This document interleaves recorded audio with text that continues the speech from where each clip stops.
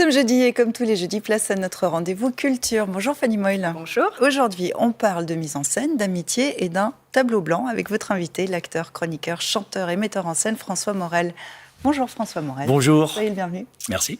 En fait, c'est surtout en tant que metteur en scène qu'on a le plaisir de vous recevoir aujourd'hui, car vous êtes au Théâtre de Carouge avec la pièce Art de Yasmina Reza, une pièce culte sur l'art contemporain, mais surtout sur l'amitié, dans laquelle vous jouez justement avec de vrais amis, Olivier Broche et Olivier Saladin, vos anciens acolytes des Deschiens. C'est à la fois absurde, féroce, mais surtout très très drôle. Alors, avant de parler de la pièce, votre portrait, François Morel, dans votre œil, Fanny Moyle. Si, comme moi, vous avez grandi avec François Morel devant les Deschiens, Qui c'est que t'as rigolette, hein? Bon, voilà, on rigole pas, on descend. Camelot, Sire! si vous êtes allé le voir sur scène dans Les Diablogues, Bien des choses ou encore J'ai des doutes, et si vous ne ratez sous aucun prétexte sa chronique sur France Inter, Pour dire ce qui me plaît, pour dire ce que je ressens. bref, si vous êtes fan de sa poésie, de ses pitreries, de ses coups de griffe Labia, c'est ma maîtresse. et de ses chansons, je n'ai qu'un conseil. Ouais, tiens, voilà, chanteur.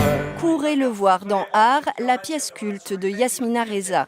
Avec ses anciens comparses des Deschiens, Olivier Broche et Olivier Saladin, il incarne à merveille cette histoire d'amitié. Ce l'ombre au tableau, ce monochrome blanc d'une valeur de 40 000 €. C'est une merde, excuse-moi. Il n'aime pas le tableau. C'est férocement drôle, diablement juste, terriblement jouissif, bref, du grand, du très grand art. Oui, du grand art, parce que cette pièce, elle a plus de 30 ans, mais elle n'a pas pris une ride. Vous, qui vous a donné envie de la monter ? C'est une conversation avec un comédien belge qui s'appelle Alain Limpoul qui m'a dit on est programmé pour jouer l'un des trois personnages, mais pas l'un des trois, mais pas les trois. Et j'ai l'esprit de contradiction, je lui ai dit non, je crois que je pourrais jouer les trois personnages. Je crois que je peux être celui qui est passionné par l'art contemporain, je crois que je peux être celui qui déteste ça et celui qui a trop de problèmes personnels pour avoir un avis bien défini. Et je lui dis, je crois que j'ai au moins deux copains qui pourraient être dans la même situation que moi. Et je commence à rêver à la pièce et je me dis, ah oui, Olivier Broche, Olivier Saladin pourraient jouer aussi avec moi. Et en pensant à eux deux et à moi, je me suis dit, en fait, mon copain belge avait raison, Alain Limpoul. C'est-à-dire que dans cette configuration-là, je crois c'est mieux qu'Olivier Saladin joue le rôle d'Ivan. Je crois que c'est mieux que je joue Marc et c'est mieux qu'Olivier Broche joue Serge. C'est une pièce, effectivement, sur l'amitié. Je me dis, trois amis sur scène qu'on a vus il y a 30 ans, qui continuent à avoir une relation ensemble. Déjà, il y a quelque chose qui va faire plaisir d'emblée. Et c'est ce pari-là que j'ai essayé Mais justement, de tenir. trois amis sur scène, ça apporte quoi ? C'est un vrai avantage ? Ça peut être un handicap ? On se connaît peut-être trop bien, on se marre trop ? Non, on est quand même très sérieux, nous. Enfin, quand on est sur un plateau, on est sérieux, c'est-à-dire que ça nous intéresse, notre métier. Donc, tous les soirs, on essaie d'affiner les choses, de dire, je crois que c'est mieux si tu prends 2 secondes de plus à ce moment-là, etc. Non, j'ai un vrai plaisir d'être ensemble. Un petit avant-goût, justement, de cette pièce, pour ceux qui ne la connaissent pas. On va regarder un petit extrait. Tu trouves que ce tableau n'est pas blanc, Yvan? Bah, pas tout à fait, non? Ah bon. Et tu vois quoi comme couleur? Je vois des couleurs, je vois du jaune, du gris, des lignes un peu hautes. Et tu es ému par ces couleurs? Oui, je suis ému par ces couleurs. Yvan, tu n'as pas de consistance, tu es un être hybride et flasque. Alors, hybride et flasque, vous ne l'êtes pas. Hein. Votre personnage de Marc, c'est plutôt un ingénieur qui est très sûr de lui et qui, a priori, n'aime pas du tout l'art contemporain. Quelles sont, en fait, les choses qui vous rapprochent de lui? Dans quoi vous êtes allé chercher? J'ai l'impression que je suis le plus loin je trouve que mes copains sont plus proches de leur personnage dans la vie que moi. Lui, il a une vision de l'amitié qui est quand même assez éloignée de la mienne. Il imagine qu'il doit être supérieur à ses amis, alors que moi, j'ai pas du tout ce point de vue-là. Ce qui remet en cause leur amitié, surtout, c'est que il ne croit pas à la sincérité de Serge. Et ça, c'est insupportable pour Serge. Il pourrait discuter, on peut discuter de l'art contemporain, de dire, moi, ce tableau ne me parle pas, etc.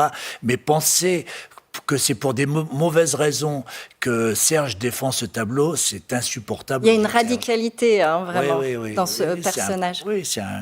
Il est un peu réac. Carrément réac.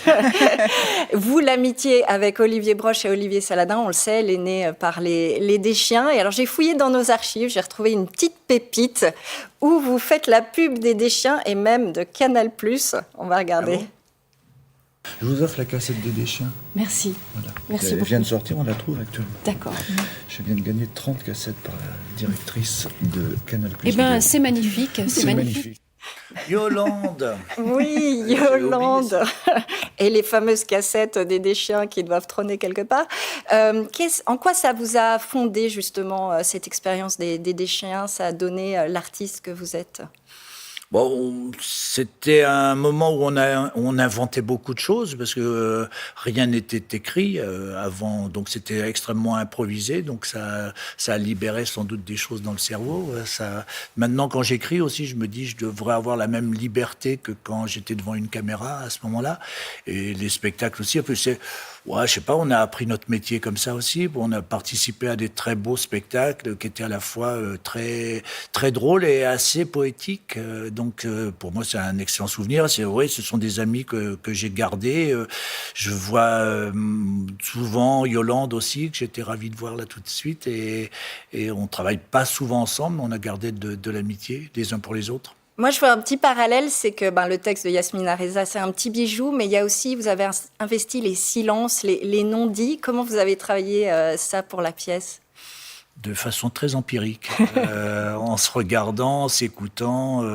Il y a des choses de la mise en scène, il y a quelque chose aussi qui les ramène à quelque chose de l'enfance. Et à un moment donné, ils sont avec des noyaux des